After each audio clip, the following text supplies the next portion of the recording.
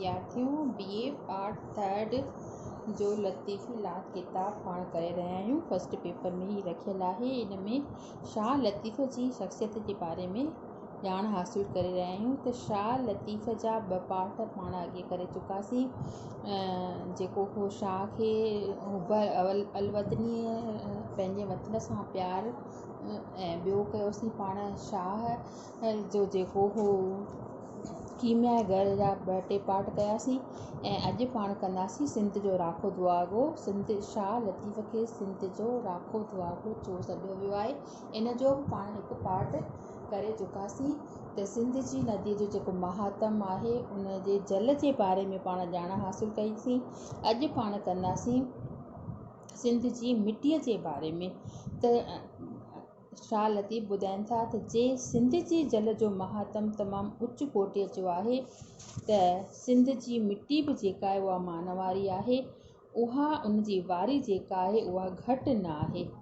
सिंध जी मिटी अनेक मर्ज़नि जो इलाजु आहे ऐं जेका सिंध जी मिटी जेका आहे मन लाइ मौज आहे।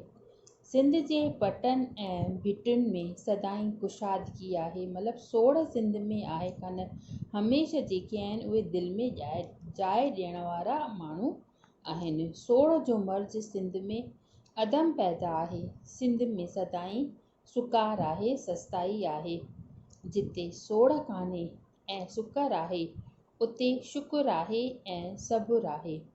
उते मन खे शांती आहे, सूंह लाइ अभिलाषा आहे, इच्छा आहे सुंदरता खे ॾिसण जे लाइ। सिंधी थोरे खटे घणे बरकत जा आदि आहिनि। हिननि खे इहा माया जी ममता कान्हे जा चित खे सदाईं चिलायमान करे। मतिलबु उन्हनि खे अहिड़ी असांखे जेका आहे अभिलाषा कान्हे जो असांजो मन जेको आहे विचलित करे सघे। ॿियनि हंधनि ते या तमामु कंगाल या तमामु धनवान लोक था ॾिसजनि। सिंध में हर को सुखियो सताबो रही सघे थो जे थोरी घणी हू महिनत करे त। ॿियो हिन में ॿुधायो वियो आहे त सिंध जी मिटीअ में अहिड़ी बरकत आहे, अहिड़ी पैदावार आहे, पर हद खां वधीक मेड़ण या गॾु करणु सिंधियत में रवा न आहे। जेकी गॾु थियो जो सदावृत में वियो, माना ॿियनि जे भले में वियो। महिमान निवाज़ीअ में ख़र्च थियो। ॾोराहनि देसनि ऐं ॾेसावरनि में सिंधियत जा ख़ैर जा कम जाम आहिनि।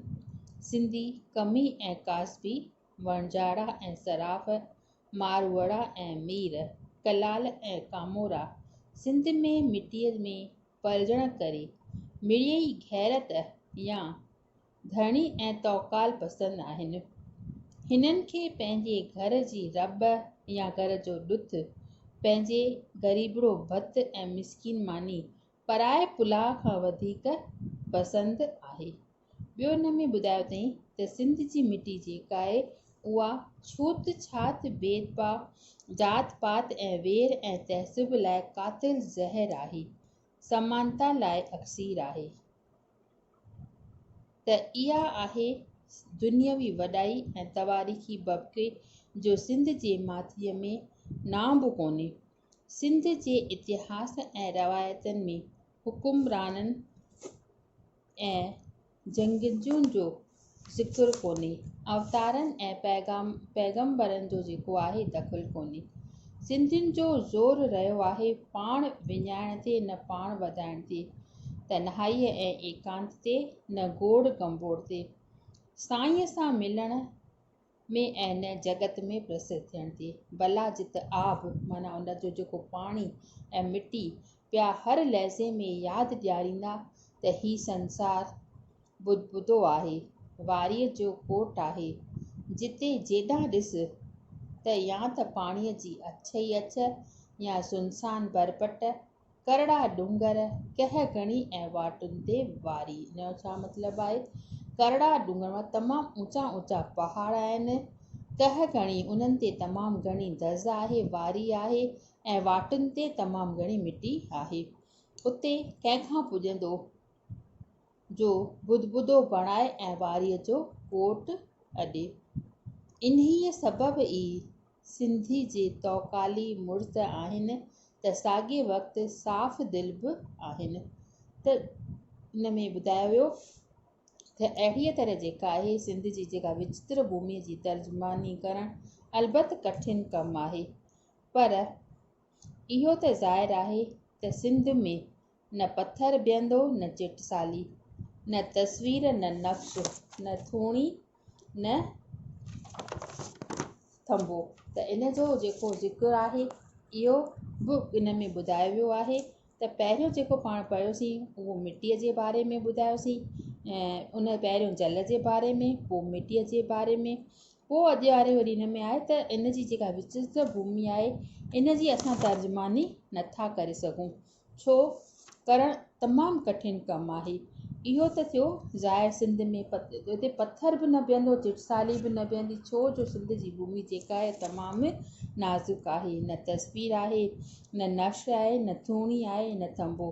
पोइ भला सिंध जे रूह जी झलक किथां पसिजे, मतिलबु उन जी जेका आत्मा जी झलक आहे उनखे असां किथां पसे सघंदासीं। सिंध ऐं सिंधियत जो यादगार कीअं अॾिजे सघंदासीं, सिंध जे एकांत ऐं एकता जो आवाज़ कीअं सुणाइजे, मतिलबु जिते पथर नथो बीहे, जिते का नक्शकारी नथी करे सघे, त उते जी यादगार, उते जा अॾा असां कीअं अॾे सघूं, इहा सोचणु सम्झण वारी ॻाल्हि आहे। त उते जी यादगार कीअं खड़ो करे सघिजे। ॿुधाए थो त इन्हनि सुवालनि जो जवाबु हिकु ई थी सघंदो त साहित्य जे द्वारा ई सिंध जे आत्मा जो दीदार नसीब थी सघे थो। मतिलबु असां अगरि साहित्य पढ़ंदासीं त असांजे अॻियां सिंध जी तस्वीर जेका चिटी थी करे असांजे अॻियां साम्हूं बीहे थी, ऐं न कंहिं ॿीअ रीति। ॿियो कुझु करणु माना ई कई कमाई आब ऐं मिटीअ जे कट करणु आहे। सिंध ऐं सिंधियुनि जा वॾा भाॻ आहिनि जो हिकु अहिड़ो सखी नूर पैदा थियो जंहिं पंहिंजे शब्द ज़रिए सिंध जे रूह खे बदन बख़्शियो ऐं उन्हीअ बदन खे जामो ढकियऊं। जामो बि उहो जंहिं ते सभु रश्क कनि, मतिलबु जंहिं ते सभु रीस कनि, जंहिंखे सभु अस्खुत दाद ॾियनि। त इहो थियो मतिलबु इन मतिलबु पहिरियों त पढ़ियोसीं पाण भई सिंध जी मिटीअ जे बारे में, पोइ जल जे बारे में, पर सिंध जो जेको हिसो आहे उहो हिते तो नक्श नथो कठो करे सघिजे, जिते कोई पथर नथो बीहे सघिजे, जिते कोई चिटसाली, त उन जो यादगार कीअं कठो कजे, उन जे यादगार असां सिंध खे कीअं यादि कयूं। त इन्हीअ जे बारे में जेको आहे साहित्य जे ज़रिए, त साहित्य सिंध जे यादगार खे असां कीअं पसे सघूं, उन्हीअ खे असां साहित्य जे द्वारा, फ़रदोसीअ जे द्वारा, ऐं उन खां पोइ अॻो जेको आहे शाह लतीफ़ के चयो सिंध जो राखो दुआगो, त उन सॼी सिंध जी तस्वीर असांजे अॻियां कीअं पेश कई आहे उन जे बारे में पाण ॼाण हासिलु कंदासीं नेक्स्ट पीरियड में। अॼु बसि एतिरो ई।